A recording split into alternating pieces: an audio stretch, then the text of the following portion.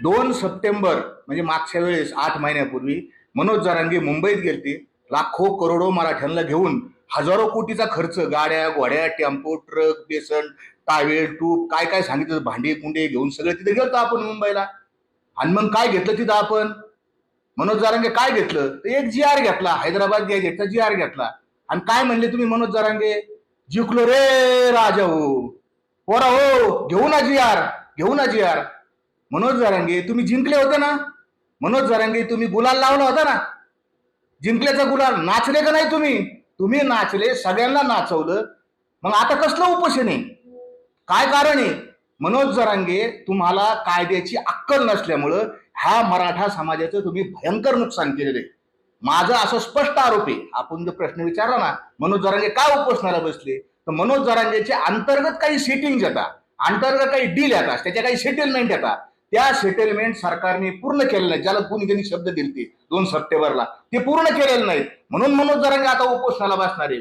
माझा साधा प्रश्न आहे मराठा समाजाला, मनोज जरांगे आता सगळे सोयरेच्या जी आर बद्दल का बोलत नाही? कुठे गेला सगळे सोयरे?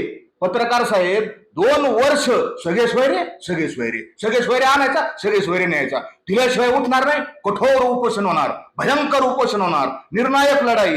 अरे कुठे गेला सगळे सोयरे जरांगे? केवढ्याला विकला तू? सगळे सोयरे हा शब्द केवढ्याला विकला? आता तुझ्या तोंडामध्ये सगळे सोयरे का येत नाही? माझी पत्रकार बांधवांना आपल्याला विनंती आहे की आपण विचारा, या सगळे सोयरेचं काय झालं, का सोडून दिला?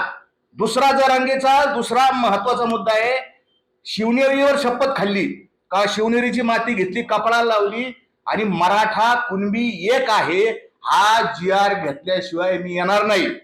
एक तर माझी अंत्ययात्रा निघल, नाही तर मराठ्याच्या आणि कुणब्याची जी आर एक आहे आणि त्या सगळ्या सोयऱ्याची विजयाची यात्रा निघल, तरच मी उठणार. आता मी उठत नसतो.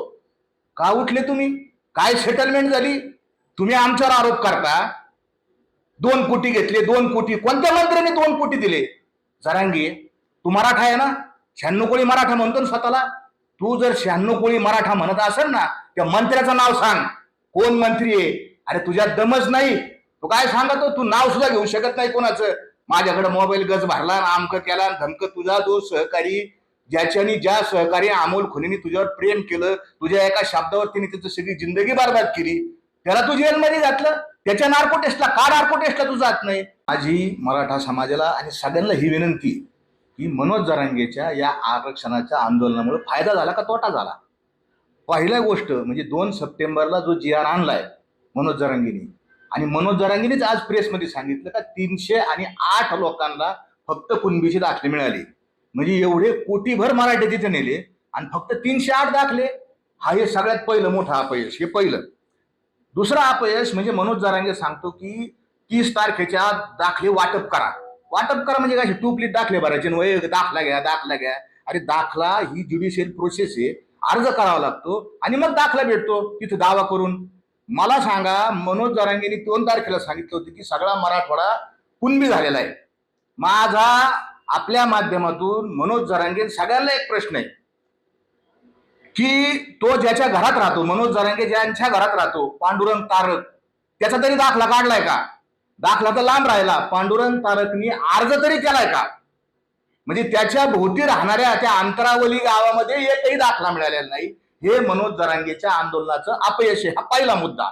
दुसरा मुद्दा, मनोज जरांगेच्या आंदोलनामुळं मराठा समाजाचं ईडब्ल्यूएस हे घटनात्मक आरक्षण गेलेलं आहे. आणि त्याचा तोटा काय झाला?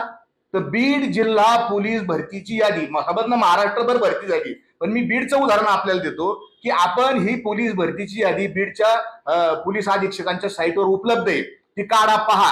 आणि 174 जागाची भरती आहे. 17 जागा, 10%च्या 17 जागा ईडब्ल्यूएस ला राखीव येतात. आणि त्या ईडब्ल्यूएस मध्ये जो टॉपर मार्क 138 आणि त्याच्यानंतरचे जे 16 उमेदवार येतं ते सगळे 130, 30, 120, 18, 111चा शेवटचा उमेदवार आहे. म्हणजे कमी मार्क पडलेल्या त्या मुस्लिम बांधवांना नोकरी मिळाली.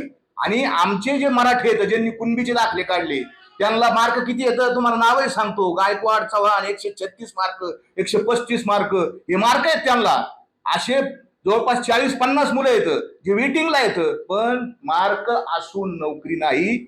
मनोज जरांगे हा मराठा संघर्ष योद्धा नाहीये, हा मनोज जरांगे हा मुस्लिम संघर्ष योद्धा आहे. मुसलमानांनी मागणी केली नाही, मनोज जरांगेंनी मराठ्यांचं आरक्षण काढलं आणि मुसलमानांना दिलं. मी मुसलमानांचा द्वेष करत नाही, मी वस्तुस्थिती सांगतो, सत्य परिस्थिती सांगतो. हे मराठ्यांचं दुसरं नुकसान झालेलं आहे.